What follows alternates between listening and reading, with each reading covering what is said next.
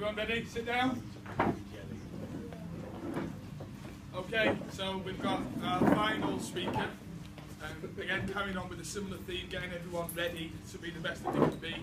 And this is Richard, who is going to blow our socks off for the next 90 minutes, and then we're going to get ready and we're going to go out for a meal. Any questions, really personal questions and detailed questions that you've got for Rick or for Richard, anything at all, you don't need to do that today, right now. We can do it in the evening. They're all coming back, they're coming for the meal in the evening, having a few drinks with us in the evening, so you can pick the brains as much as you want in the evening.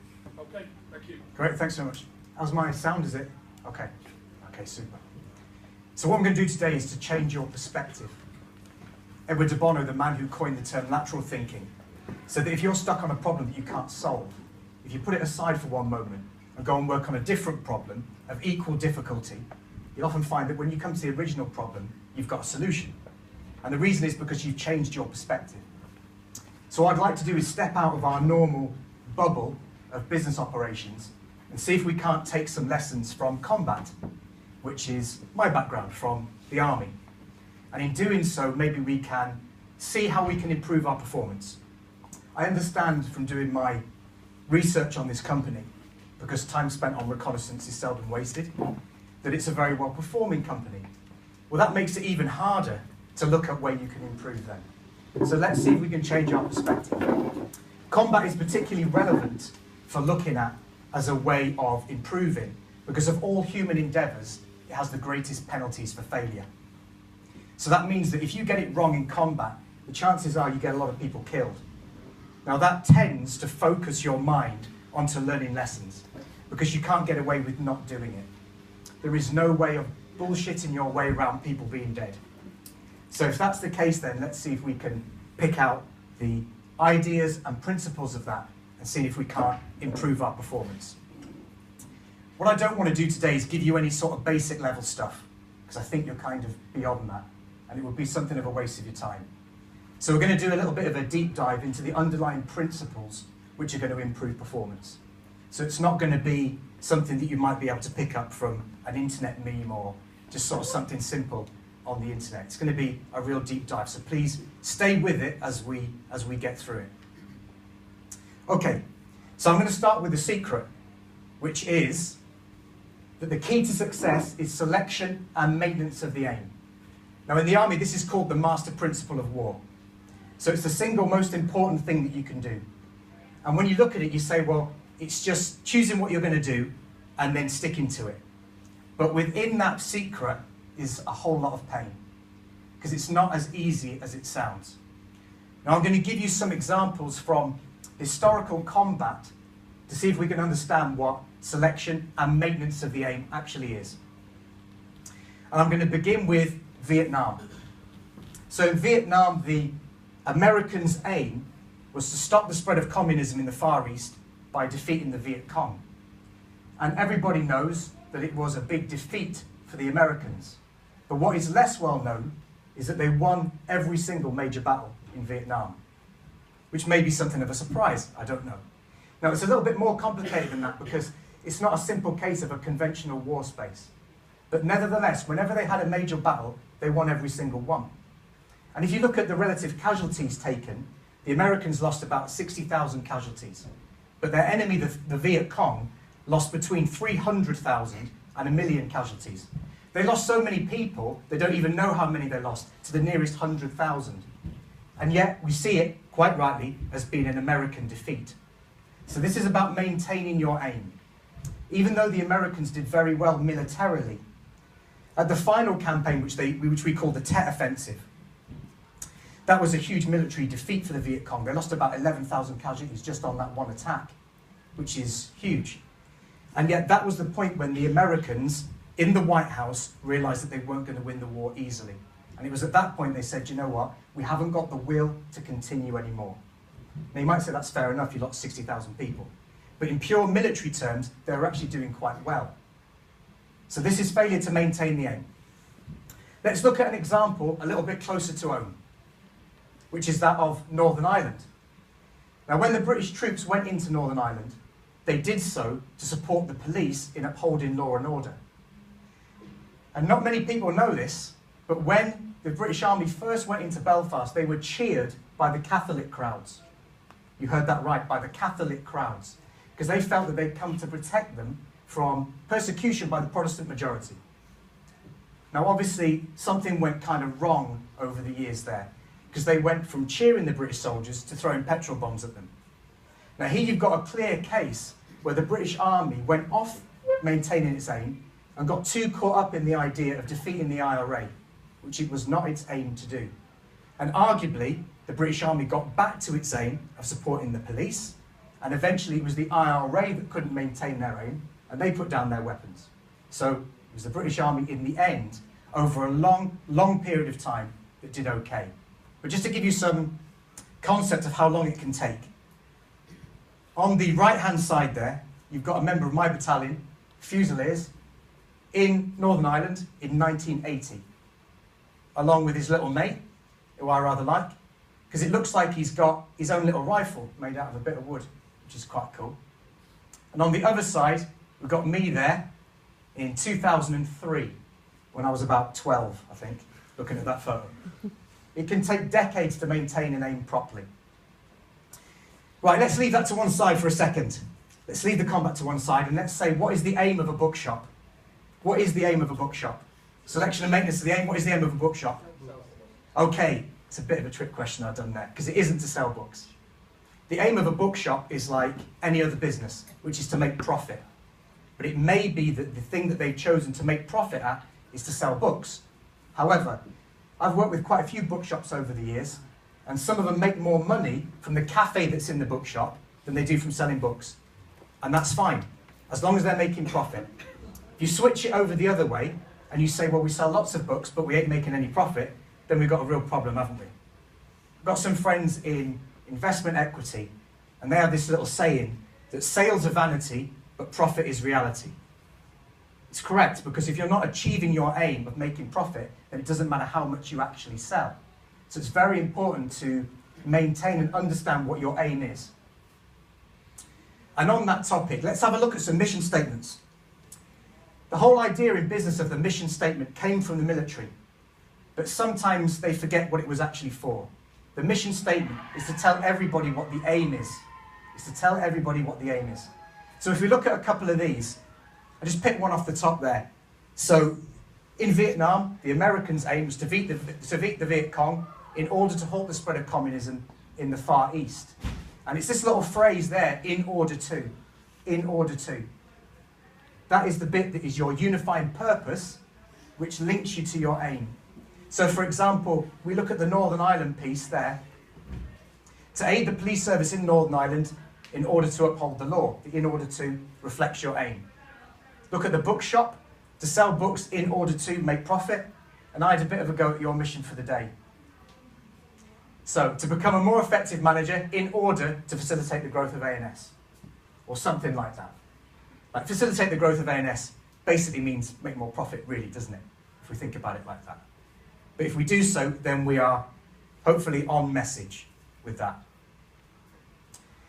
We need to ask ourselves a really important question at this stage, and that's, why is maintenance of the aim so difficult? Why is the master principle of war selection and maintenance of the aim?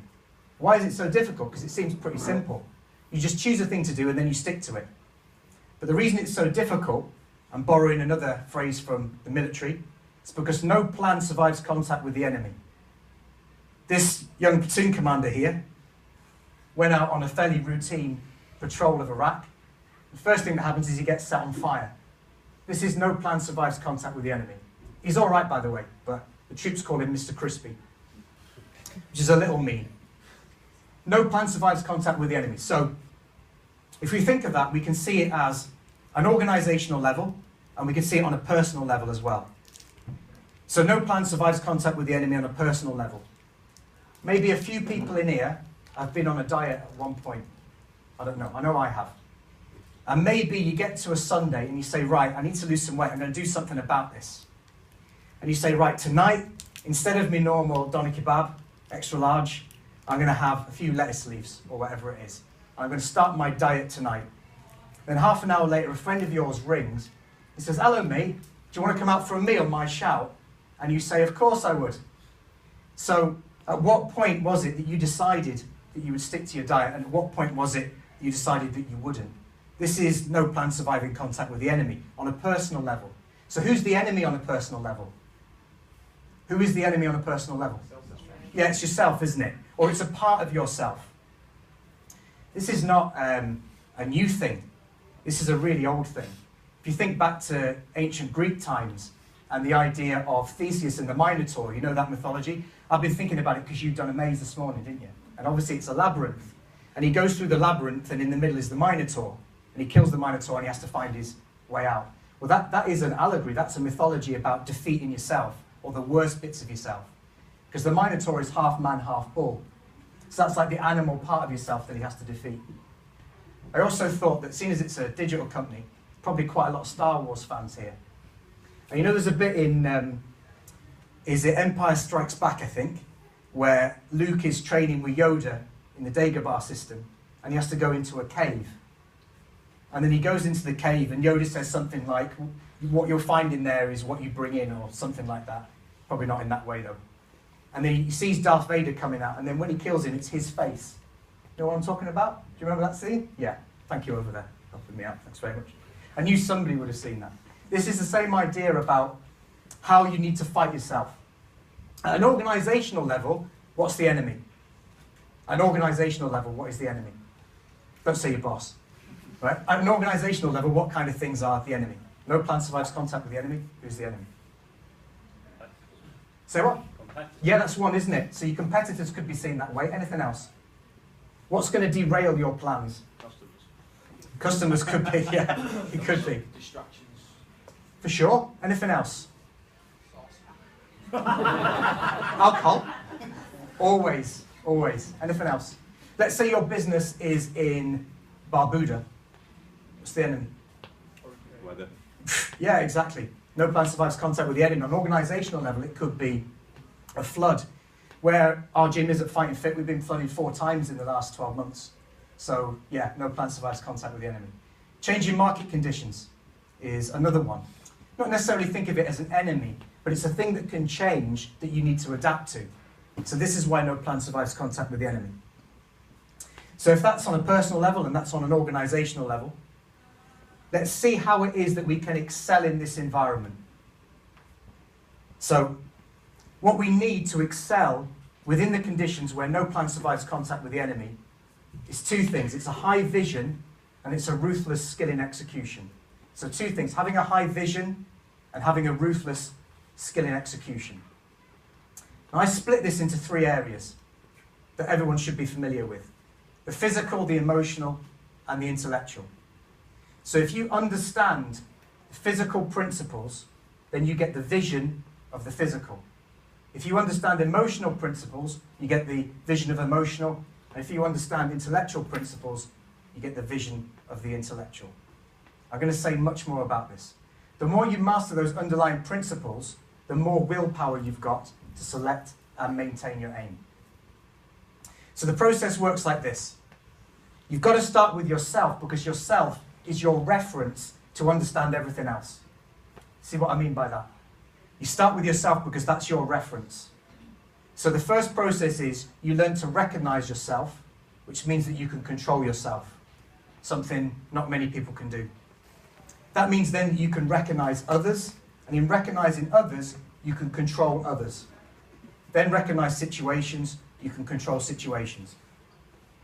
I'm well aware that this word control has a slightly negative connotation when you talk about controlling others. But all I mean it is, you can use the word guide if you rather, but what is the role of management if it isn't one of control? Controlling others is a way of putting it. Let's see if we can break this down bit by bit to understand. When we relate those personal qualities, the physical, the emotional, and the intellectual, to business, what I call it is process, poetry, and planning. So the physical bit corresponds to process. Sales is a process. Marketing is a process. Manufacturing has many, many processes. All things in your business that are process-driven. Then when it comes to the emotional side, on the personal level, to me that corresponds to poetry on an organisational level, which I'll explain a bit more about. I haven't gone soft, I promise. And then on the intellectual, well, that then relates to the planning on an organisational level. We're going to dig right into this now. Right, a bit of a pop quiz. There is a secret that all people of vision across the industries have, and that's that they have a physical skill to a high level. Now I'm going to prove it. First of all, I want you to tell me who these people are. You can shout out. Marble-faced dude at the top. Anybody? This is pretty good. Socrates is Plato. So Plato, probably the biggest thinker in the whole of Western civilization, and he was also a competitive wrestler. In fact, his name Plato is a nickname that his wrestling coach gave him, because his back was broad like a plate, like Plato. So he was a wrestler as well as a philosopher, and a very good one. Massive kudos to anybody who gets this. Next one there, look. Anybody? It's Émile de Châtelet, who's a pioneering physicist and also an expert fencer. Somebody please get this. Yeah, Billy Shakespeare, innit? So he's the greatest poet in the English language, and he was also a very skilled swordsman. In fact, he was arrested for a fray for sword fighting in the street. So Winston Churchill, probably our greatest wartime Prime Minister, and also the best fencer at Harrow, represented the whole school. This is a fairly easy one too, eh? Albert Einstein. He occasionally whopped out a bit of physics, it's fair to say, and he was also a professional standard violinist. Massive kudos, any physics geeks here.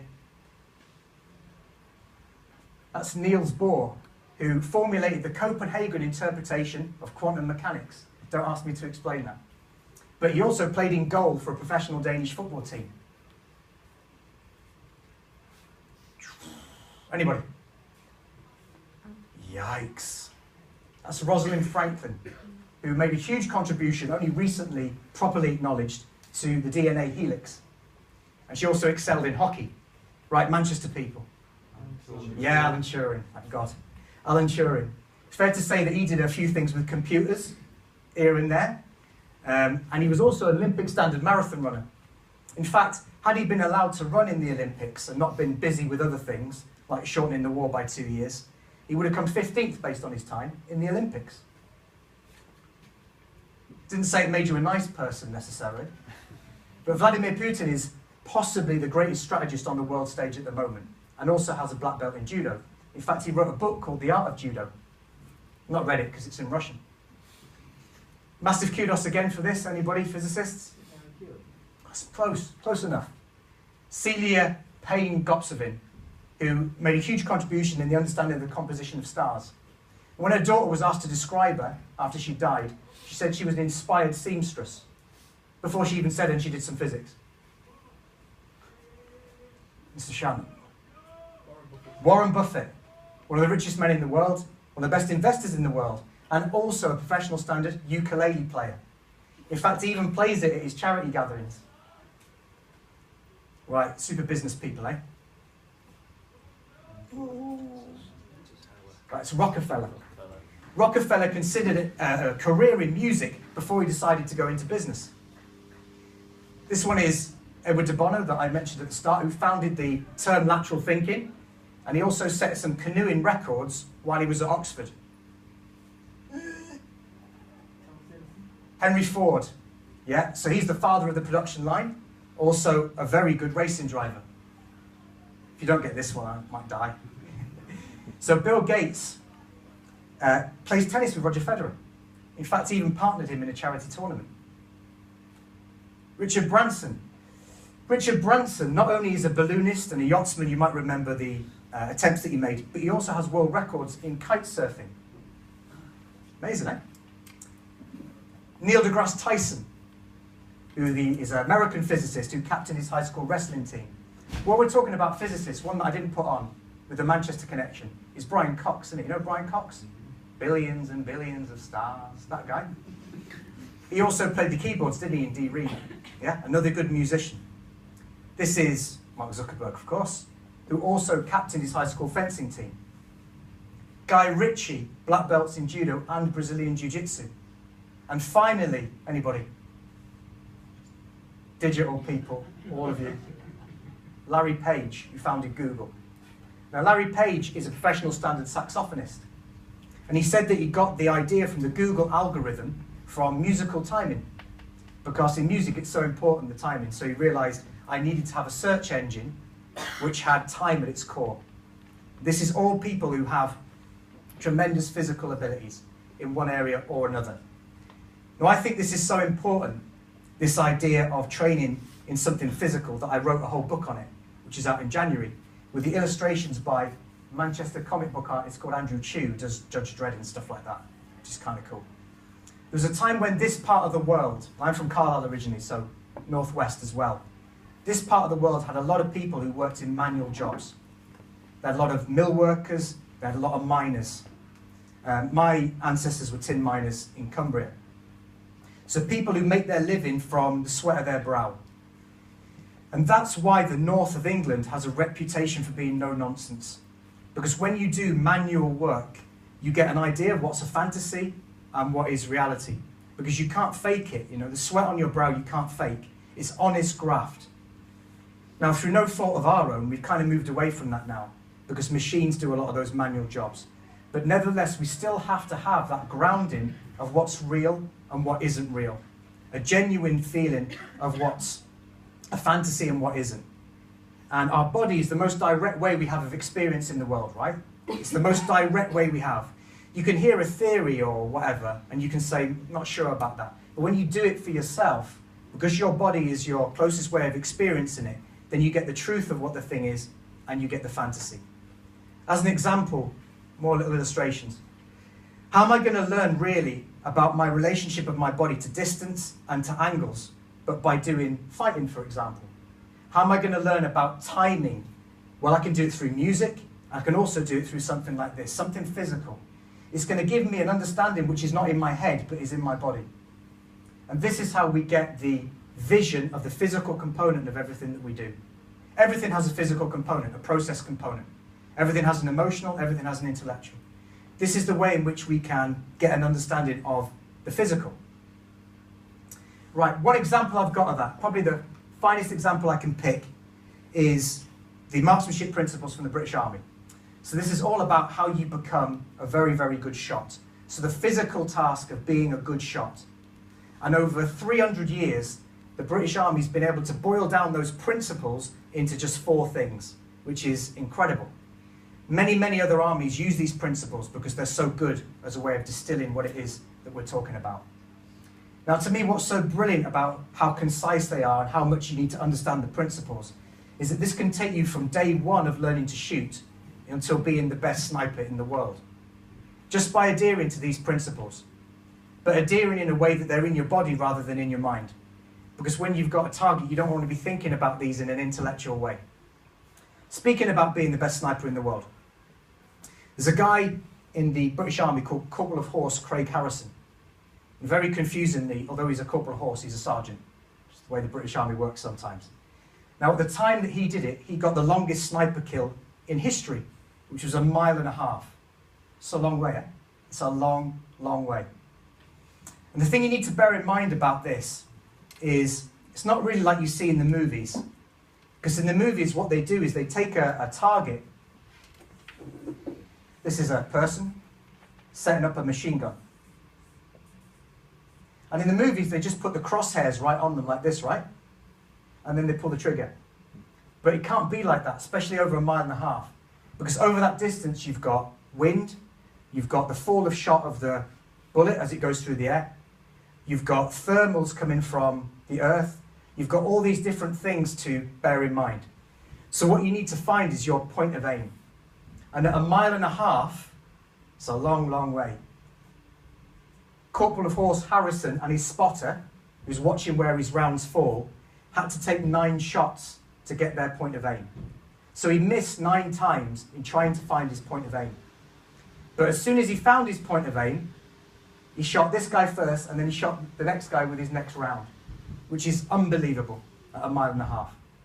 But where he was aiming was 400 feet above the target to allow for the fall of shot.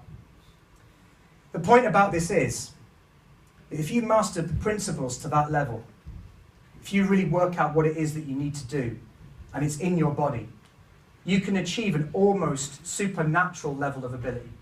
Because the crazy thing about this shot was it was far beyond, in terms of distance, what the manufacturer of his rifle said that it was capable of. Which is no surprise then that they then went on to employ him, because he had just proved that their rifle was a lot better than even they thought it was, which hardly ever happens, eh? So this is an example of the level to which you can understand physical principles and the resulting level of performance you can get from it. Understanding the underlying principles. When he did this shot, his patrol came under attack. And so he just piled out the back of a wagon, and immediately he's got to set up his rifle in a way that's going to be all those things that you see above you. Almost instinctively, because he trained that much. And then he finally managed to get the shot off, and he took out this machine gun position. I almost made a joke about skill in execution there, but if you're not too squeamish, that is amazing skill in execution, right? These guys, no longer firing at your patrol after 1.5 miles. Okay. So my first challenge to you is to pick your skill, because you need to find a skill, a physical skill, that you can get to a good level at. You don't got to be a world champion. In fact, a lot of the world champions that I've ever met in physical things are really unbalanced guys and girls, because they put all of their efforts into the physical. We just need to have a good level. So this is the one that I do. A little bit of the old fighting. So mixed martial arts, Brazilian Jiu-Jitsu. I teach the self-defense as well. It's great if it's something that you can compete in, because that's going to give you a real level of where you are. Now, of course, I don't win everything that I enter, but I'm not going to put a picture of myself losing, am I? That'll be like this. So occasionally you do win. But when you lose, you do have to learn a lot as well. So whatever this particular task is that you choose, make it something that you can compete in. Has anyone got anything obvious that they already do, maybe, that's a physical skill?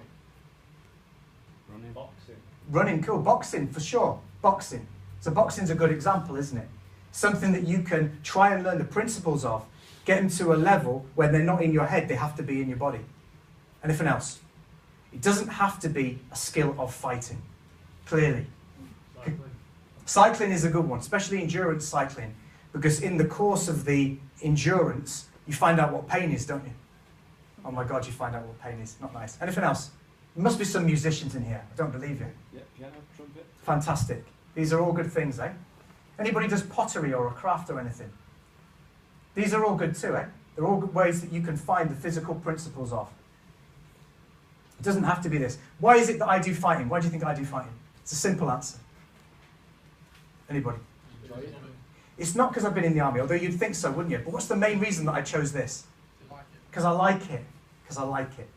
So you might be there going, well, I don't really like that sort of thing. Of course not. Do what you find enthusiastic for yourself, whether it's music or whatever it is. But pick that skill. That's my first challenge to you today. You may think to yourself, well, am I doing this just to get good at business or just to get good at my job? No, because really the distinction that we make between work and between other life is arbitrary. It doesn't really exist. It's all your life, isn't it?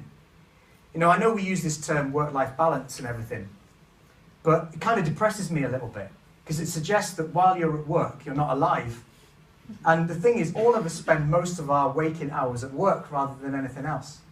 So you have to do something you enjoy, right? Otherwise, it's just too depressing for words. So find something in this that you enjoy to get the physical principles of. Okay, let's talk about the emotional. So I made the link at the beginning between the emotional principles and between poetry. And you might be thinking, what is a guy who's been in the army all that time talking about poetry for? But if we look on an organisational level at the cap badge of the Lancers, it is a literal bit of poetry. A literal bit of poetry. Death, signified by the skull and crossbones, or glory. It means death or glory. It's not exactly I'm loving it, is it? But that's important because they do a different job than like McDonald's do. If you went into McDonald's and they got a big banner up saying death or glory, you're going to wonder what it is you're eating, aren't you? Am I going to get out of here? Same thing if you go to Lancers Officers' Mess and they got a big sign up saying I'm loving it. It's somehow not appropriate, is it? But that's to do with the style of poetry that your business glues people together with. So the emotional principles, we're all emotional beings. Like when you woke up this morning, how did you feel about the training day? I don't need to know. Maybe you were excited. Maybe you were a little bit nervous, thinking about who's going to win, what's going to come. I don't know. But guaranteed it's an emotion that you feel first. And when you go to work and when you stay in work, it's that emotion that keeps you there and drives you and is your energy. Like, how do you get people to stay in a job? How do you get to retain staff? How do you attract staff? It's really the emotions of how you feel when you're in it. So this is like the glue which holds everything together. On an organisational level again, if you look at that picture on the bottom of me, you'll see that there is something coming out of my head. This is called a hackle. And it's a little bit of poetry really about how the regiment wears it.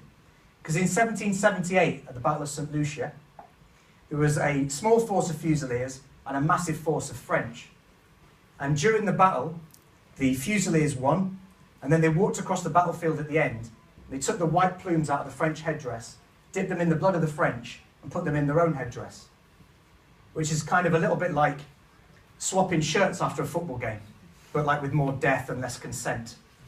And ever since then, they've worn it in their headdress as a way of binding everybody together. So these are the standards, it's our battle honour. This is what we stand for, overcoming adversity, and it shows everybody. It's a little bit embarrassing sometimes when you're on like multinational troop transporters. And I went up to Mazar-i-Sharif at the north of Afghanistan, and there was a French officer who was on board. And he pointed at my head and he went, "That's French blood, isn't it?" And I was like, "Oui. Qu'allez-vous faire à ces José? What are you going to do about it?" And he was like, "Non, non, c'est magnifique, c'est vos histoires." And I'm like, "Oui, exactly. Because what are you going to do about it?" I didn't know then that GCSE French would come in so handy for basically winding people up. Also, you'll find that there are signs and symbols in the army that we use to bind people together. So, for example, if you're an officer and you walk through the camp, you'll get saluted quite a lot by the soldiers, and you salute back, you return the salute. And they're actually not saluting you as an individual, they're saluting the Queen's Commission, because when you're an officer, you hold the Queen's Commission. And you get a piece of paper like this when you pass out, when you commission, which is from the Queen. Now, when I say it's from the Queen, I don't imagine that she's actually sat in her bedroom writing it, individually. "Philip, how does one spell Lawrence? Oh, pass one the Tipex." Something like that. I think more often it's probably photocopied. But nevertheless, it becomes something that you hold. And then the other soldiers salute it in recognition of it. Now, this is something that happens many times a day, so it reinforces that culture again and again and again. I'm not suggesting, though, that at ANS you go around saluting each other. Of course not. But there may be little things that you can do as managers that are going to reinforce the culture that you want to adopt. But it has to be done every now and then. It has to be done regularly, because otherwise people soon forget. When I work in businesses, they say, "Well, where's your mission statement?" And they go, yeah, it's here. You're like, "I know, but does anybody know it?" I just kind of put it to one side for a minute. Okay. I used to work in the pharmaceutical industry. And when you walked into the foyer of this major multinational firm, they had a lot of things up about, how well they were doing. And I was like, yeah, but surely you should have things up about how many people's lives you've saved through your drugs, right? Because that should be what everyone's working for. Because people can feel really, really good about that. They go, "Well, this is fantastic. I'm selling this diabetes drug because I want to save people's lives." And it has a real bit of something behind it when you work through that. So this is the emotional principles, but on an organisational level. Now I'm going to talk about how we work through those emotional principles on a personal level. We hear a lot about emotional intelligence, and people go on little courses and stuff, and that's great. You probably know why it is that you need to have more emotional intelligence. I'm sure everybody's aware of that. But it's very rare that they actually tell you how to do it. So I'm going to tell you how to do it. And again, it begins with yourself. And it's this thing called self-observing. Another good illustration by Andrew. So this, again, is not a new thing. It goes back to the Stoics, again, right back in ancient Greece. The point is that it's very difficult emotionally to be able to take a step back and observe what you're going through, because you're already in it. You're already attached to it. So the method of self-observing is that you split your awareness, just like this guy's doing here, almost like you're watching CCTV of yourself. Right? That's something that you can do. If you'd like to do that now, just use your awareness to go in the corner of the room or wherever it is, and see if you can watch yourself doing what you're doing. And that observer is something which is going to be dispassionately watching you. So for example, you'll catch yourself doing strange things, like somebody gives you a bit of praise and you go like a cat, really happy. Or when your partner says something to you and you start to lose your temper. Maybe the observer is watching you do that. And it means perhaps that you can do something about it. I'll give you an example. I was sparring in the Brazilian Jiu-Jitsu the other day with a really, really strong guy. Polish, as it happens, as it happens. And we were going through the sparring, and he put my arm in what's called an armbar position. And rather than putting it on slowly so that I could submit, he whacked it on. And in a kind of almost panic, I pulled my arm out because I could start to feel it breaking. And at that point, my observer noticed that I was starting to lose my temper. Now, the consequence of losing your temper on the mats is big, because who on earth is going to want to spar with me again? Because they don't know what happened. They just see somebody losing his stuff and they're like, what an idiot. So I certainly didn't want to do that amongst people that I liked and respected. So my little observer went, mate, just walk off. So I walked off like, say, making a show of trying to pull my arm up, but of course it was really hurting, so I didn't have to do much of a show. But at that point it was like, the rational mind kicks in and says, look, he probably didn't mean that. He probably just put it on without thinking. And then you go, okay, that's cool. And then when you walk back, you can go a bit easier next time, mate, would you? This is what the observer is there for. Doesn't mean necessarily that you can't make a show of losing your temper. But we don't want to lose our temper if it's not maintaining our aim. Because then we are a slave to our emotions, aren't we? For sure. Sometimes you pick up on a little bit of atmosphere in a room. I'm going to guess that you've got somebody in mind that probably does lose their temper a little bit. Usually there's one within a workplace. If we think of someone like Alex Ferguson, so he often lost his temper, or he appeared to lose his temper. But he wasn't a slave to his emotions, because he only did it with certain people. Like he only hair-dried Rooney and Giggs in the main, because he knew that those guys would respond well to it. The guy he didn't hairdry was Nani. Remember little Nani? I mean, a real kind of, what's the best word for it? Wet guy, probably, yeah? Do you remember when somebody like poked him and he went down, all that sort of stuff? But the point is, he's not going to get the best result for that. That means that you can't lose your temper just because.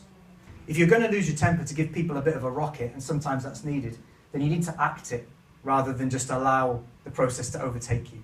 And it's this observer in self-observing that's going to help you to do that. The way in which I kind of talk about that is to keep your powder dry.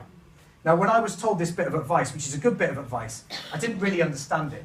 And it was when I was in training at Sandhurst, and I can't even remember who it was who did it. It's a shame because it was a real good piece of advice. And if I'd understood it properly, I would have saved myself a lot of problems, because as a young man, I had quite a hot head. So I was often going off it. I didn't need to. Keeping your powder dry, it just really means that you need to be cautious but be ready. So emotionally, be cautious but be ready. That's really all it means. One of the funny stories I heard from a friend of mine who was on SAS selection.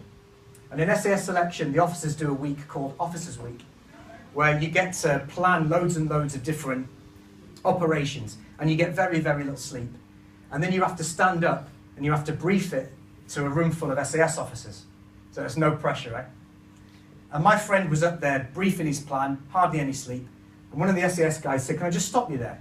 You look hungry, would you like a Mars bar?" And he was like, yeah. So he went and got the Mars bar, started eating it, and then carried on with his presentation. And another friend of mine who was in the cavalry, he was on Officers Week. Really, really lovely guy, super posh guy. Like the kind of posh guy that you think comes out of a different century. But a lovely, lovely guy. And he was up there giving his orders, hardly any sleep. One of the SAS guys said to him, "Excuse me, are you a virgin?" And he went, no, actually. In my life, I've been quite lucky to entertain a number of women, and I've never had any complaints. In fact, one of them said it was the best 5 minutes of her life. That's right, we did it twice. At that point, all the SAS officers fell about laughing. And it's like, yep, there you go. So the point about that is, in battle, loads of things are going to try and knock you off your stride. But they're testing you to see if you can keep going, if you can keep maintaining your aim. You imagine maybe you had a little bit of ego about yourself. If my friend, when he was asked that, was a little bit insecure about it, then maybe he would have been a bit more disrupted by it. But instead he just passed it off because it wasn't going to affect him. There was no problem when he was asked that question. Right, on to the best piece of advice I've ever been given. When I was doing my officer training at Sandhurst, I was given the responsibility of counting all the equipment onto the wagons, because they're about to deploy for a week exercise in Wales, and they're about to deploy in about 3 hours. And as I was checking all the stuff off, I noticed that we were like 3,000, 4,000 rounds down of ammunition for the machine guns. And although that wasn't my fault, it was my responsibility because that was the job I'd been given. So I thought, no. Because I knew it took 24 hours to order that ammunition. That's what it said in the rules. So I thought I'd better go and see the company sergeant major. And as I was marching over to see him, I was thinking, he's going to go in full screaming skull mode here. Not only that, but he may even send me to the jail, because there's a little jail at Sandhurst that you can get sent to if you've done something naughty. It's like, left foot, left foot, left foot. It's a crazy thing. So I went there with some trepidation and I knocked on his door. So I, excuse me, sir, may I have your leave to enter, sir, please? All this kind of business. And he said, yeah, come in. And he looked at me and he's like, what is it? I said, sir, I've got a bit of a drama. And he went, sir, there are no dramas, only discussions. Sit down. So there are no dramas, only discussions. And he said, right, what is it? And I said, well, it's this, I've got the ammunition, blah, blah. And he went, right, okay. All right. He leant over and he picked up his phone. And he made one phone call, and he put it back down and went, right, sorted. You'll be there in an hour. And I was like, really? He said, yeah. Anything else? No, fine, thanks very much, sir. Leave to carry on, sir, please. All that sort of stuff. Now, I didn't know that then, but that emotional response that he had to that is going to come to me time and time again in Afghanistan in particular. So every time something happened, I thought, oh, this is a drama. No, there are no dramas, only discussions. There's no need for you to flap like a budgie at 10,000 feet. If you pick up the phone or you go and see someone or you talk about it, guarantee you'll be able to sort it. So there's no dramas, only discussions. You don't never have to put up the lights emotionally. This is keeping your powder dry. Eh? Be cautious, but be ready. There are no dramas, only discussions. It's a piece of gold. Okay, moving on to the intellectual space. So we've talked about the physical, we've talked about the emotional, both personal and on an organizational level. Now we're talking about the intellectual. So, first of all, as an organization, it amazes me how many big businesses we work with that don't even have a structured planning process. The Army has one called the 7 Questions, which maybe another time, not time to go into now. But it's a way from taking you from having no plan to having a plan, a strategic plan, bearing in mind all the things that you need to bear in mind and considering nothing that you don't. So by having a structured planning process like that, it enables you to do your plans quite quickly. Because of course, at the same time, your competitors are going to be doing the same thing. In a combat organization, obviously the enemy is going to be trying to plan quick as well. So the more structured you're planning, the more you're going to include things that you need to think of and then not include things that you don't. In Afghanistan, my boss was an SAS guy. And when we had the big planning meetings, he used to say to people, what's the pain? So he never used to say to them, can you do this or can't you do this? He always assumed they could, but he'd say, what's the pain? So what's the pain if I get your company to move to this location? Not can you? And then they go, well, it's going to take us this, this, this, this, and we'll need 6 helicopters. And he'd go, okay, we'll do it then. Or he'd say, yeah, okay, we'll do it. But he got past that bun fight you often get in meetings with people saying, no, I can do it, I can't do it, all this. Immediately it draws them towards practical action. What's the pain? So that's an important thing to bear in mind on an organisational level. All these little things that you can use to get directed towards your strategic plan rather than getting caught around the axle on a million things which aren't really important. When I first went into industry from the Army, I hadn't really realised a lot of the games that are played. Games are played in the Army, but different games are played in industry. Eh? And it was a sales meeting. And they got this guy, who's meant to be a real good salesman, to stand up and give an hour brief on how he achieved his sales success. I say I didn't really know the games that people play at this time. So I listened to it and went, thought I was missing something. And at the end he said, any questions? And I went, can I just confirm that I understand this? And I read back that hour in about 4 sentences. And the look that he gave me was, it was like daggers looking at me. Because I didn't realise that what he was doing was FaceTime, the big sort of, this is my moment. I'm going to pull out a load of graphs which aren't helpful at all and I can't even read them. And really, what you could say would be done in 5 sentences. So what am I spending all this time in this meeting for? I should be out there doing my selling job, right? But I didn't really understand what it was, that it was a kind of almost game at that point. You think, how much time are we collectively wasting in these kind of pointless meetings? I don't know. I went to a meeting about a meeting once. Anybody else been to a meeting about a meeting? Oh, it's worse than I thought. Yeah, a meeting about a meeting. Okay. Let's pull it onto the individual level. So we've talked about planning at an organisational level. And let's talk about your own planning and your own approach to understanding the planning principles for your management teams. Now, a little thing I'd like to talk about here is war games. So what the army uses war games for is they will present a plan. And they'll present it to somebody else who's going to play the enemy. And his job is to put a spanner in the works. Like, not stupidly, not like UFOs landing and stuff, but stuff that's sensible. And it gets you to test that plan against something else.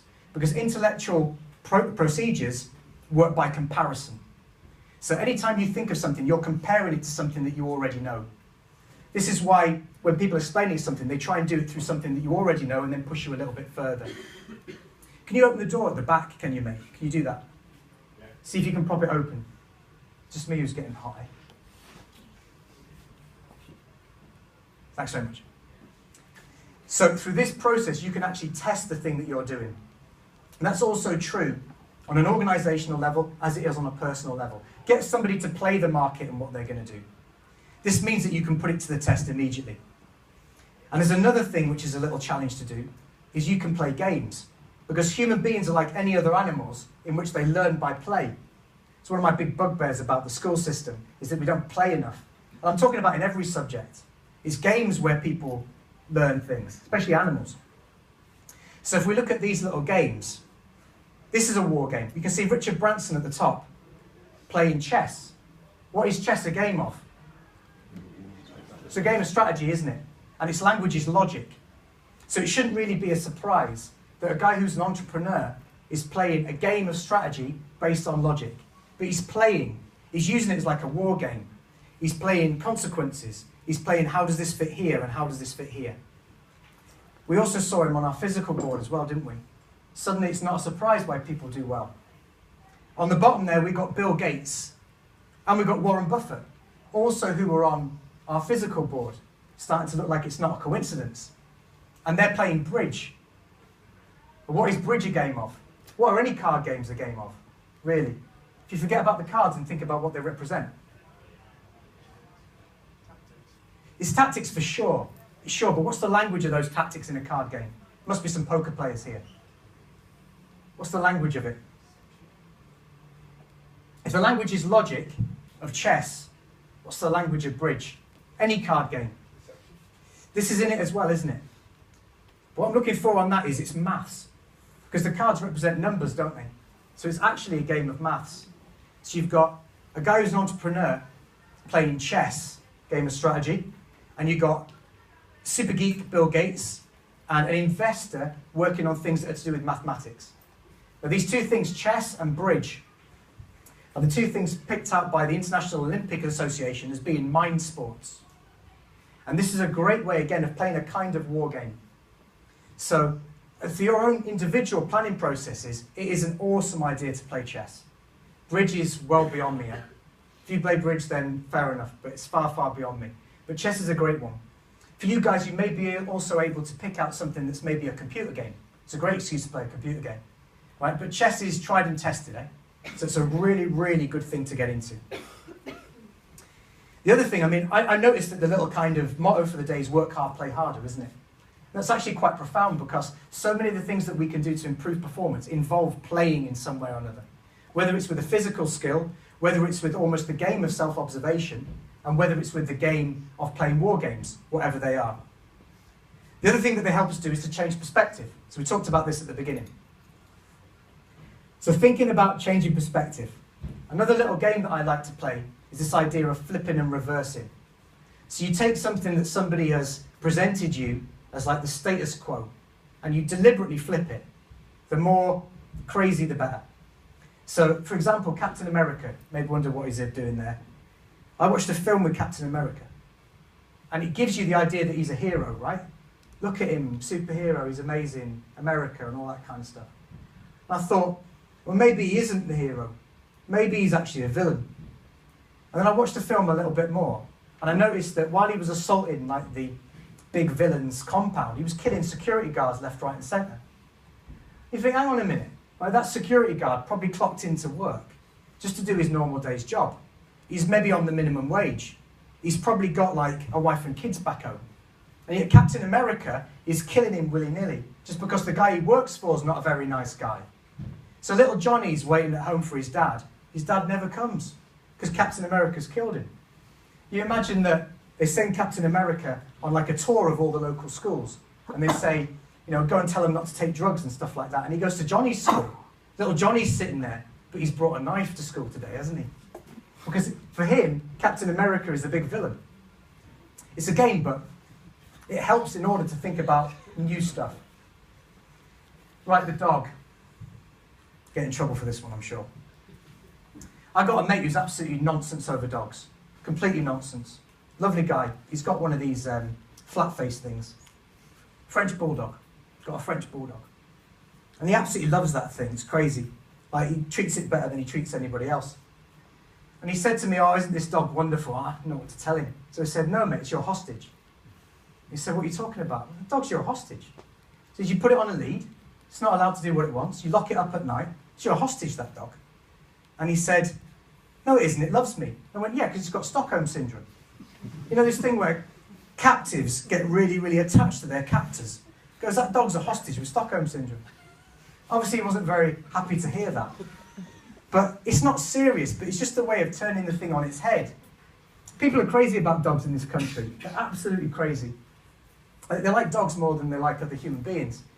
Like, you can watch a film, and for like 2 hours you can watch hundreds of people being blown to bits, like dismembered and limbs hanging everywhere. Then one dog gets killed. So, you've gone too far there. You've crossed the line there. But this is how much we love dogs. In fact, that John Wick film is entirely based on that. So John Wick, a few guys come and kill his dog. Well, it's a few guys, it's like 4 or 5 guys. And then he goes, right, well, I'll kill the whole organisation then. It's going a bit far, isn't it? It's like somebody at ANS, like, running over a dog by mistake. And then, justifiably, he comes and kills everybody at ANS.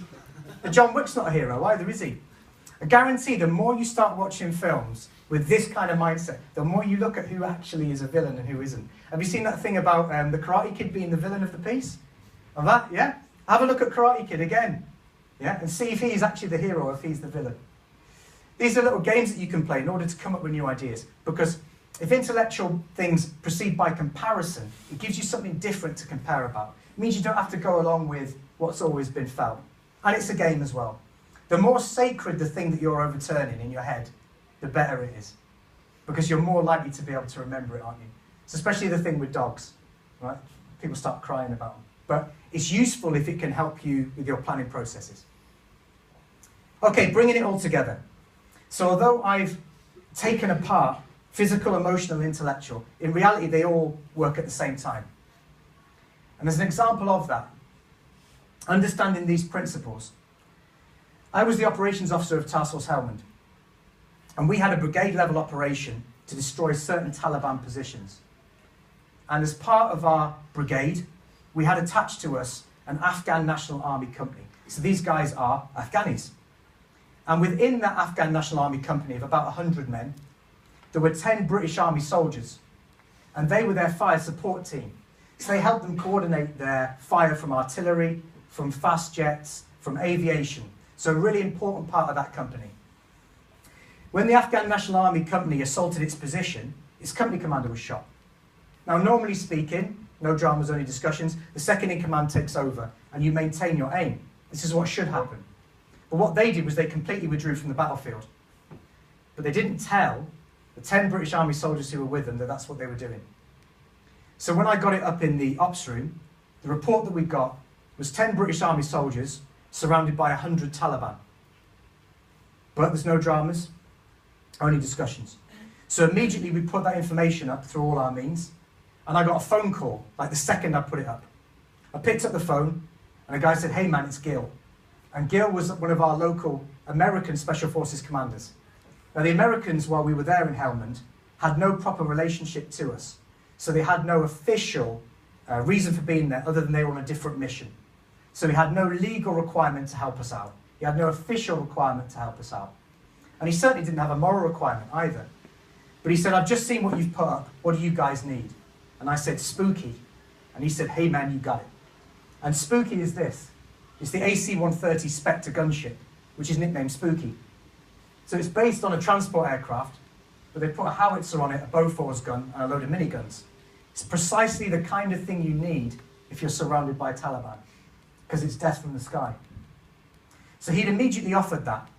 And then what we did with coordinating different elements of fire was we got an armoured vehicle up to those guys, and we managed to extract them from the battlefield with no casualties. So the point about that story is that we were quite well worked up as an ops room at that point, and we understood the physical processes of what to do with that information. So we were real quick with everything at that point. Also for us, we've been cultivating an emotional relationship with the Americans, because it's incredible what people will do for you when they feel an emotional connection for you. And it's incredible what they won't do for you if they don't. But you've got an emotional connection with them, people will kick out blind to help you out. It's a beautiful thing. But I've been phoning them every day, even though I didn't need to, just to chat to them and just say, hey, look, we've got this for you. And so they'd felt an emotional connection to us, which they'd come through with. On the intellectual side, first of all, I knew that they had Spooky, because I had no real reason to know what kit and equipment they had, other than you never know who your friends are, do you? So it helps you to know things like this. And then intellectually, as a planning team, we were able to put this together because we were so worked up in doing it. So there's an example from combat of how those three elements can work together. In terms of the business piece, I've chosen a sale as the idea of bringing it all together. So hopefully something you're familiar with. I've put a sales model up there, right? Depader. So what? You may use a different one. But the point is that it is a process. So that individual salesperson needs to understand on a deep level the process of what their sell is. We've probably all been sold to by somebody whose sales process is really clunky. Maybe on the phone, I don't know. And you think, that is clunky. Because you need to have it on a level where it can flow from. Because maybe that salesperson needs to pick up on the fact the person's ready to sell, or ready to buy rather, and they go immediately to asking for the business. So you only know that though when the sales process is so well in you that you can do it backwards, forwards, whichever way. On the emotional side, what is it that we're trying to engender in our client emotionally? What emotions?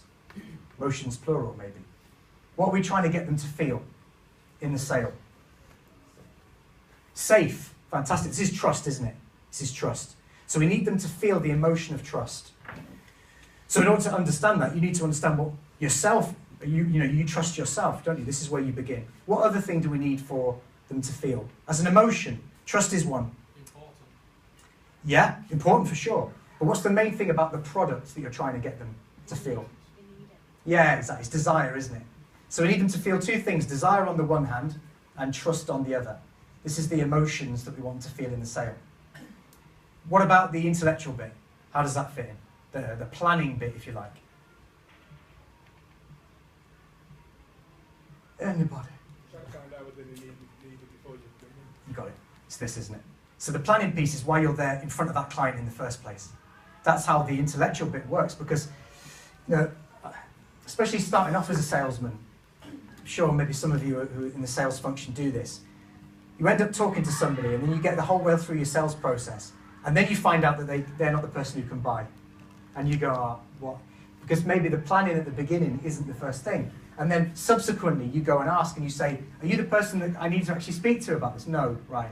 Well, I need to go and find that person. So that's how the planning function works on this. Okay, I want to talk a little bit just about somebody who exemplifies on a personal level the idea of understanding principles on the physical, emotional, and intellectual level. And it's this dude, Miyamoto Musashi. So he is somebody who was said to be the greatest swordsman in the whole of Japan. So he had 60 duels, and he didn't lose any of them, obviously, because he managed to stay alive. Now that means clearly that he really understood the physical principles of sword fighting. But he is also Japan's greatest painter in brush and ink. Hence, strike on a withered branch, I give you. There's no way that you can do that kind of painting with that sensitivity unless you really understand emotional principles. Because what is art but trying to get somebody to feel a certain emotion, to communicate a certain emotion? And also on the intellectual principles, he wrote the Book of Five Rings, which is like a kind of management stable. So all these things together shows you somebody who is really well-rounded and therefore able to excel in all these different environments. So Miyamoto Musashi. Although we can hold him up as being this amazing guy, what I do know about him is he would have just been a guy. Like everybody I've ever met who has been held up as being an amazing person, when you meet them and talk to them, he's just a human being. Like sometimes you think, oh, the guy walked into the room and there was like an aura. But often I think that's because you've seen him on TV. Like you get the same thing if Jeremy Kyle walked in. And I don't think he's got any special characteristics particularly. So that is in your own head. But when you chat to them for 5 minutes, for 10 minutes, for 15 minutes, you realise that they're just a human being. So if you look at these things with how I've challenged you to pick your skill, the self-observation, the playing of war games, and you think, I don't know about this. One of the major observations I had when I came back from Afghanistan in particular was that people in normal life don't operate anywhere near their full potential because they're not really pushed in any way. And the trouble with that is maybe you're already operating at a good level, but it's exciting to think how much more there is. It's really exciting because I saw completely normal people in Afghanistan doing genuinely amazing things because they had to because of the environment. And in that way, then you really, really get pushed. And when I look across people in this room, guarantee everybody's got different strengths and weaknesses. But one of the things I want you to be clear on is that your strengths may also be your weaknesses. And your weaknesses may also be your strengths. And that's fine if you position yourself in the right place. When I was really worked up in Afghanistan as the operations officer, another officer came into the operations room and he watched me doing all these things. So you're sending like fast jets to this place and you're sending helicopters to pick up the casualties here, and you're basically doing like 1,000 things at once. And we had, I think, like 6 concurrent battles taking place at the time, which we were managing. And this officer came up to me at the end, and he was a real flyer, like he was a superstar. He'd been a superstar in training, and he was a superstar when he got to his battalion as well. Everybody thought this dude's going to be a general. And he had a real look of shock on his face when he came to see me. And he said, "Rich, how did you do that?" And I knew exactly what he meant because he knew me through training as being a very average guy. And he knew me as being like an officer in barracks in the UK as being very, very average. But he just seen me do all this kind of stuff and he was like, hang on a minute, I'm meant to be the flyer here. I'm meant to be the guy who's going to be the general. And he said, but how can you do that? And I was like, well, you know, we've been here a while, you get into the way of it, you know, we just do it. And he said, I couldn't do it. And you could see the panic on his face thinking, I'm meant to be the flyer. And I couldn't do what you've just done. And I said, no, mate, you could. It's just because you're not in my position. And I believed that what I told him at that point was true at that point. But something happened to me later and I thought, actually, maybe he was right. Maybe he couldn't have done it. Reason for that is that when I went into the pharmaceutical industry, I worked for a company that sold diabetes stuff, that sold stuff for ADHD, that sold stuff for antidepressant, all these kind of things. And I ended up talking to a lot of different consultants who work for the company or work with the company. A lot of them like at events that you've got tonight. And one of them in particular was a psychologist, and he was really interested in my army experience because he worked with people with PTSD and all that. So I was really, really keen to help the guy out. And he said, well, what happened here, what happened here? So I told him all the stories, and he went, okay. So do you think you could come and see me at my offices in the Wirral? And I went, yeah, no problem, anything I can do to help. So I made up like a little kind of work excuse to go and see him. And he started asking me like all these strange questions. And he said, do you mind if we do like a proper test? And I was like, no, of course not. And he said, right, do you think you're good in a crisis at this clipboard? And I'm like, well, it's a Task Force Armed Operations Officer at the height of the campaign with the Taliban. And he's like, yeah. And then he said, do you feel yourself drawn towards philosophical things? I went, well, when I left the army, I did a master's degree in philosophy at University of Liverpool. And he went, all right. And then he said, can you always tell within the first few minutes of meeting someone on a date all the reasons why it won't work? And I went, doesn't everybody do that? And he went, no. And then he went through this long list of all different things about my background and whatever. And at the end of this quite lengthy process, he went, you've got ADHD. And I went, you what? He went, you've got ADHD. Because it's common in fighter pilots as well. It's like, really? And he goes, yeah. And I started thinking about it. And suddenly all my school days made sense. So when I was at school, teachers used to call me Damien. And it's from the older people get what it was for, right? Because these movies called The Omen, and the Antichrist was born into the body of a small boy. You can't get away with that nowadays, can you? But they did. They used to call me Damien. And I thought, right, okay, I better go and have a little look at my old school reports, see what this is all about, right? So I did. And I picked one out. And it says, lack of concentration is a serious problem for Richard. When he's able to remedy this, I'm sure he's capable of scoring a higher mark.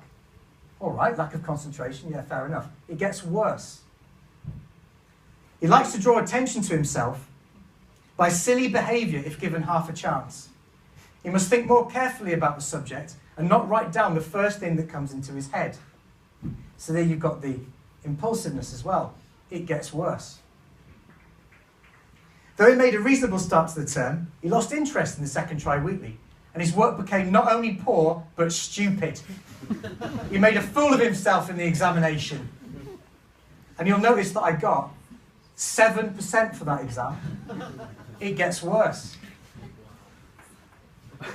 Though he began the term with reasonable work, he failed to maintain his effort, and his second and third essays were poor. His last tri-weekly test was not good. He did no revision for the examination, and his answers were ludicrous. He's too self-opinionated to make progress at the moment. In history. Like, why can't he be self-opinionated and be good at history? I have no idea. But look what I got in the exam. I got 3%. How'd you get 3%? I think I got my name right, and he gave me a mark. I think that was the beginning. I don't know what else he got a mark for. Anyway, it gets worse. Believe it or not. This is German.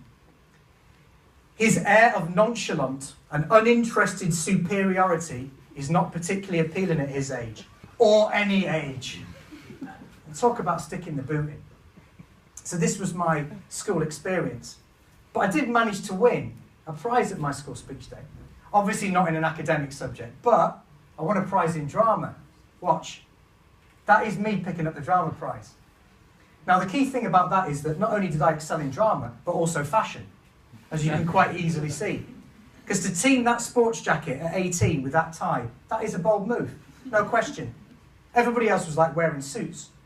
What I take from that is don't be afraid to fail. That's why I haven't got tattoos, because I get something stupid. The point is, what is drama but doing silly behaviour to draw attention to yourself? It's exactly what it is, isn't it? And when I thought about it again, and why it was that I was picked to be the operations officer, I realised there was maybe one incident where it all started off. And that's when I was a company second in command in Northern Ireland.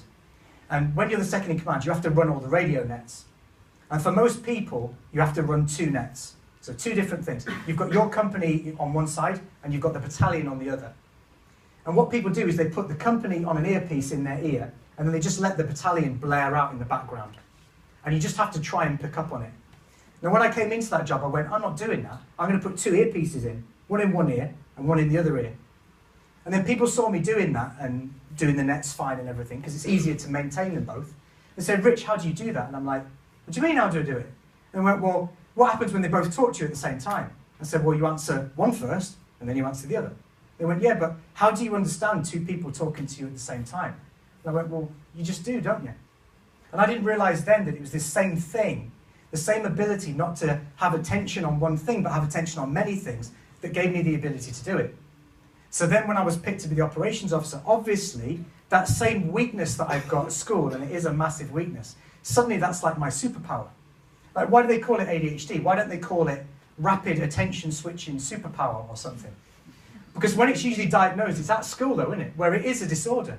It's a disorder at school. Get out of here, little bugger. You know, Damien. I never want to see you again.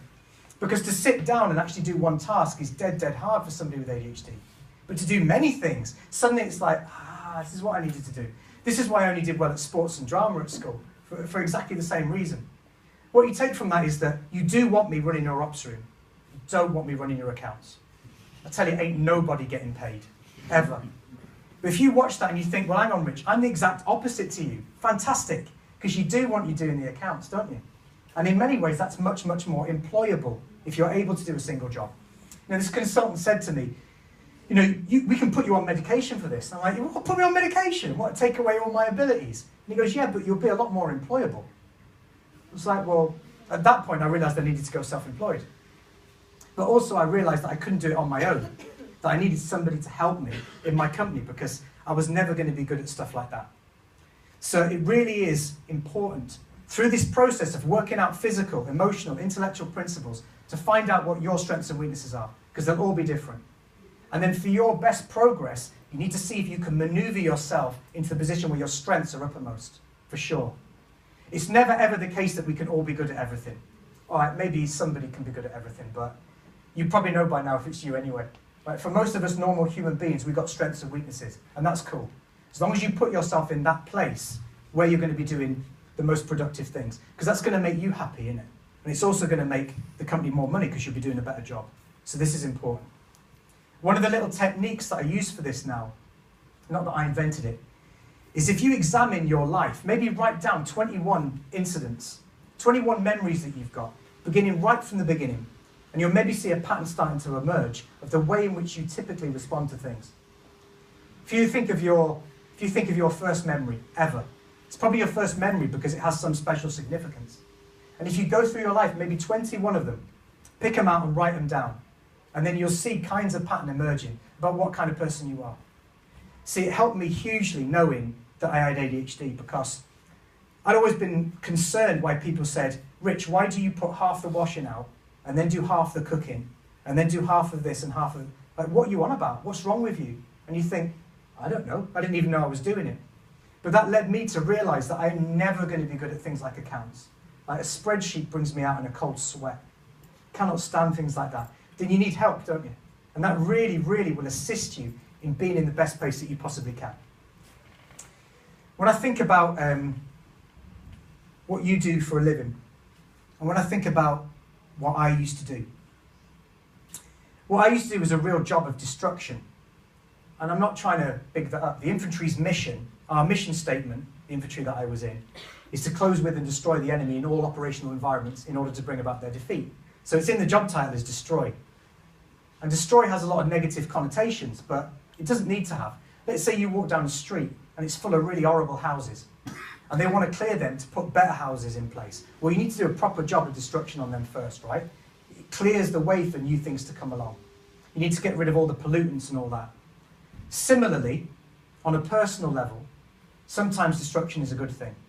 Let's say you've come to the end of a relationship, and you know it, and they know it. But how often do we cling on to the thing, and it stops you both from being able to move on? You need to do a proper job of destruction on it. Because what happens otherwise is, even though you maybe said you're on a break or whatever, you go away, you start missing that person, you maybe have a few drinks, and then you start texting them, how you doing, you okay, all this. And the thing never comes to a proper end. It's probably something that most of you have experienced. And it means you can't properly move on. So destruction sometimes is a good thing. You need to properly destroy things. But what you guys are on with is a job of construction. You know, when I came into Manchester, as I do most days, there's cranes everywhere, isn't there? It's amazing. You can't fail to have noticed what an amazing city of construction it is. I travel quite a lot on business in Spain as well. They ain't making anything. They are making nothing. They are skint. They've got nothing. Whereas here in Manchester, it's amazing. You must feel the energy that's in the place, the money that's in the place, the potential that's in the place. But all of you guys involved in the trade of construction, by construction I mean growing things, growing your business. Everybody in here contributes to a better life for everybody. That's not overstating it. Because if ANS, for example, grows and employs more people, that's more people with good jobs. That's more people spending more money. More people in Manchester can do services for those people. This is a tremendous job of construction. So it's really the other side of the coin, destruction and construction. But because you're involved in construction, it's so important that I help you, that everybody helps you, that we all help you. Because at the end of the day, what it's doing is it's making things better for everybody in Manchester. And that's not to overstate the claim. Thank you very much.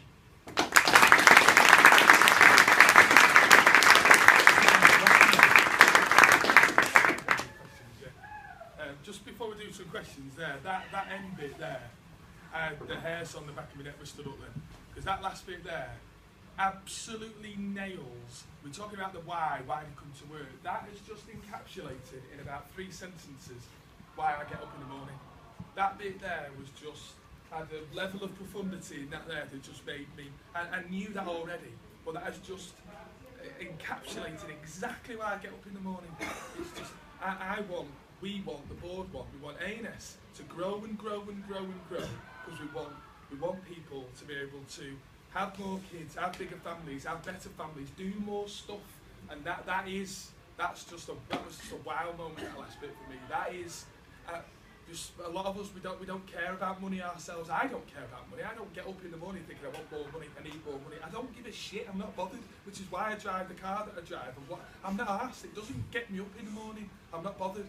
That was absolutely nailed on. Absolutely amazing. Thank you very much. Good, thanks very much. Yeah, and if has anyone got any questions, because if you haven't, you definitely should. That was awesome. Natalie.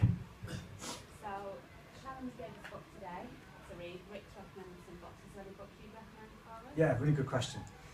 So if I split it along my theme of the physical, the emotional, the intellectual, for the physical, Naomi Mushashi's Book of 5 Rings, for sure. And obviously my book when it comes out in January, Awakening the Warrior. On the emotional side, stone cold classic, Dale Carnegie, How to Win Friends and Influence People. Right, it's from way back in the 40s, I think he wrote it, but stone cold classic, fantastic. And on the intellectual side, The Use of Lateral Thinking by Edward de Bono. These are all very small books as well, so you don't have to spend a lot of time reading them. Is mind-blowing. And also The Prince by Machiavelli.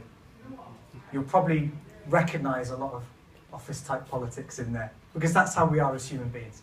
But it's all good. So yeah, those books, for sure.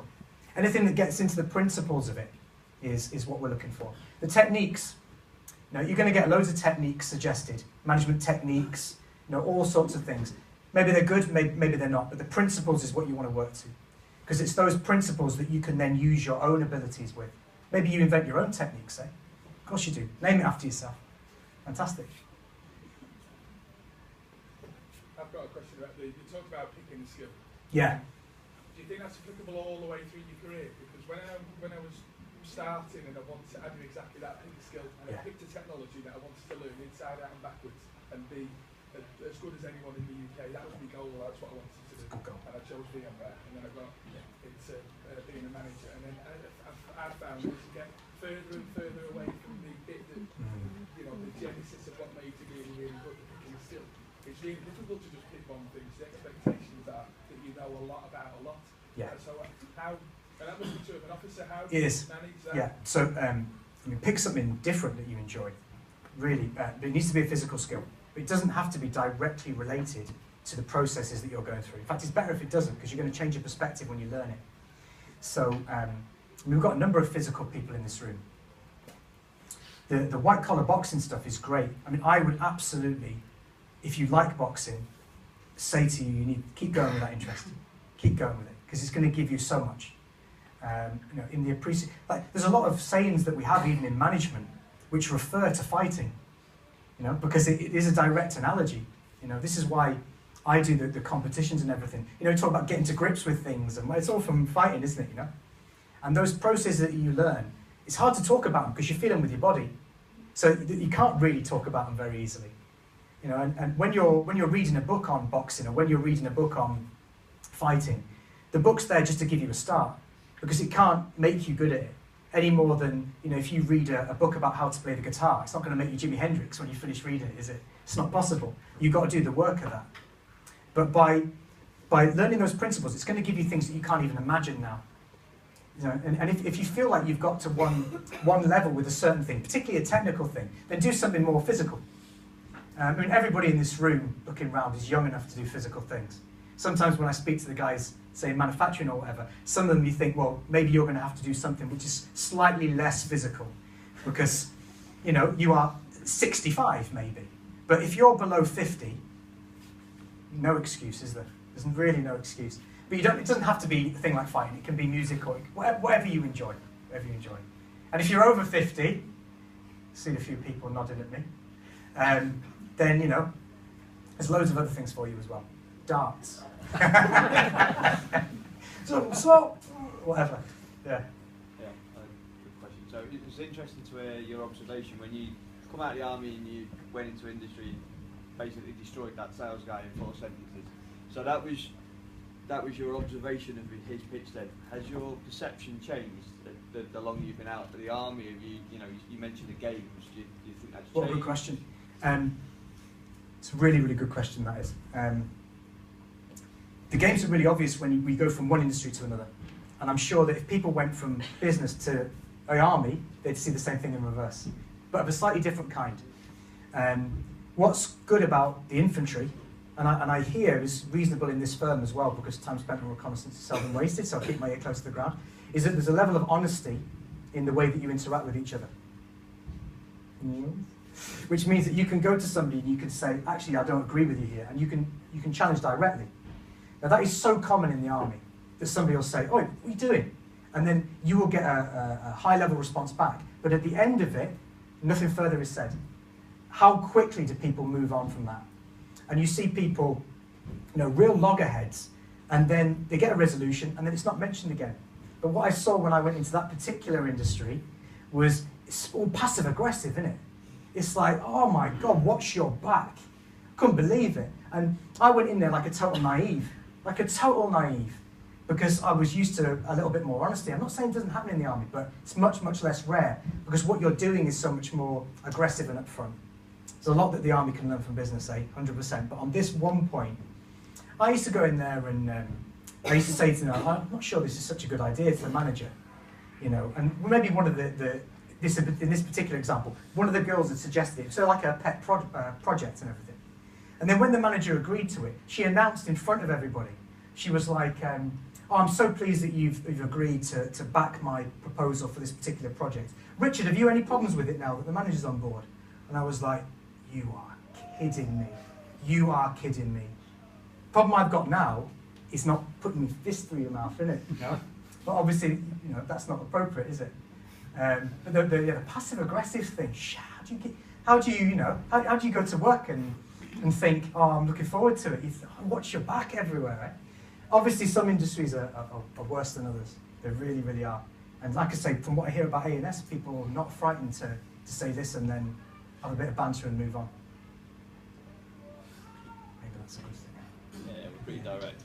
You do appreciate much more about business, as you say, the further away you get, because of this engine that trade is in general. This is why, I feel very proud to be involved in helping people make more profit, because that's what it's all about. It's always been these two things in civilization: is war, which has been one end, and trade, which is the other. And why do you go to war? To make sure that trade can happen. This is civilization, and when people get trade going, that's when they get more intelligent. That's when so many good things are produced. So it's use an old-fashioned word, it's a very noble calling. But really, it is. And sometimes people who are still in the army go, well, what are you doing? Some business stuff. And I'm like, hey, listen, you mean those business people who pay taxes so that you can work in the public sector? You know what I mean? Yeah? It's a direct correlation, isn't it? For sure. Have you ever, outside of the army, have you been a manager? Yeah. Yeah. Yeah. Okay. What do you think you took from the army really in terms of instilling that into being a manager really? Because for me, Yeah. what impresses me about the army somewhat is that you get a lot of people and some can be underpaid when they go into the army, but yet they love it and they instill the values and all that sort of stuff. How can you transfer that? The thing which was most apparent for me is that the culture which you engender is best done personally. So, and it comes from the individual, because even though we might have structures in place to help us feel part of the team, it's really that personal connection. I'm not talking, that kind of personal connection, but a personal connection with the manager and what they make you believe, what they help you to believe about that team, which is the most important thing. So the infantry in particular is all about people, because that's what it is. It's all about those personal connections, and hence why you get to know people. Well, I'll tell you this story. If it freaks you out, then it freaks you out. You know people so well in a reconnaissance platoon, because in an observation post, you can't stand up. And you live in there sometimes for weeks. And literally, when they go to the toilet, number 2, you have to hold cling film tight for them, because they can't stand up, right? Now, you're going to know someone really, really well who you've been spending 2 weeks doing that with, right? And he knows you as well. So that level of knowledge of who they are is so deep that it almost can't be replicated, but it can on some level, the personal connection. What you've got to do differently about the army is your techniques. So your principles of management are the same. Your techniques got to be different. You cannot treat people who you go into a business management team with as if they're soldiers. No. And how many people leave the army and then try and do that? Yeah, and they learn the hard way because people just won't put up with it. Because you're all part of the same culture in the army and you expect it. And you expect to be emotionally challenged. Like if you're doing a room inspection at Sanders, you're out there outside your room, you've got all your flipping like t-shirts in A4 size, you've got smiley socks, the smiley socks when you turn them, it has like a little face and stuff. You've got your water bottle polished with boot polish, not kidding. You've got everything done like this. And the colour sergeant will come in and he'll say, right, that's not clean. And he'll throw it out the window 3 stories up. And obviously it then falls in a muddy puddle. You spent hours doing it. But the point of that is so emotionally you go, yeah, well, so what? The point is to get you to that point when you go emotionally, so what? I just have to clean it again. It's not a big deal. No dramas, right? Whereas, you know, you've been selected for your ability to do that, if you like, and whatever. You can't expect people to go from 0 to being like that, can you? You really can't. But the principles are the same.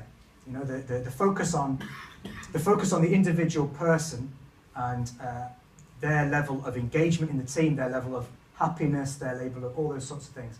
And I think it really surprises people who have been in the army when they work with them about how interested they are in you as a person, because that's what it is, isn't it? And I was really, really surprised when I worked on a sales team. Quite embarrassing this for the manager involved. But the manager was like, right, does anyone want to come for a drink afterwards? There's like 15 people in his team. And I thought, well, yeah, of course, you know, I mean, I'm going to support you and come to this. I was the only one there. It was me and him looking at each other.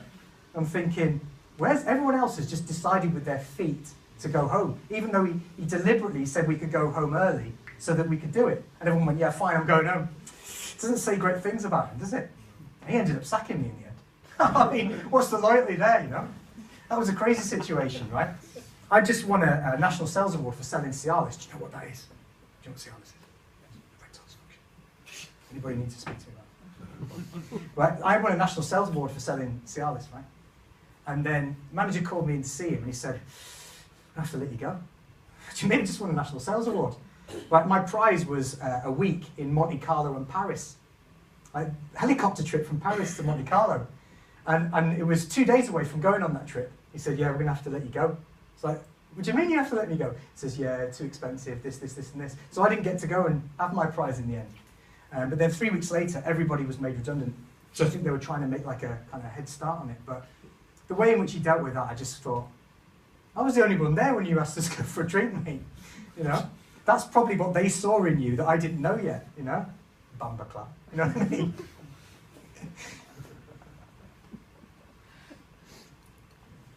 Okay, I think, is that everyone's questions? Okay, thank you very much. Cheers, thank you very much.